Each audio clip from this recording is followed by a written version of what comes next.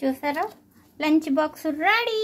చక్కగా పొద్దున్నే క్యారేజీ కట్టేసేయచ్చు. ఇలాగా పొద్దున్నే క్యారేజీ ఏం చేయాలో అర్థం కాక ఇదిగోండి 4 టమాటాలు, 1 పెద్ద ఉల్లిపాయ, 2 పచ్చిమిరపకాయలు, టమాటా రైస్ చేస్తున్నా చూడండి, అల్లం చిన్నులపై పేస్టు, టమాటా ప్యూరీ, పెద్ద ఉల్లిపాయల ముక్కలు కోసుకున్నాం.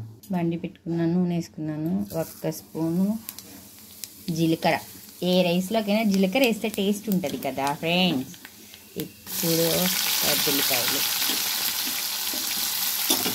పచ్చిమిరపకాయలు, ఉల్లిపాయలు ఇలా వేగినాక కాస్త అల్లం చిన్నులపై పేస్ట్.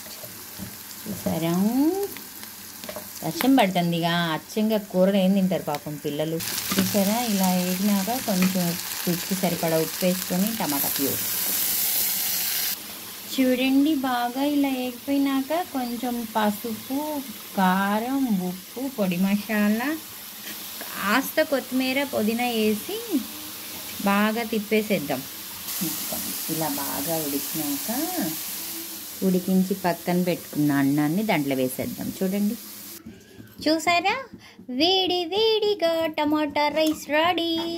దీన్ని ఇలా తిన్నా బాగుంటుంది, కాస్త పెరుగు చట్నీ వేసుకొని తిన్నా బాగుంటుంది. ఓకేనా, కావాలంటే ట్రై చేయండి. చాలా సింపుల్ ఫ్రెండ్స్.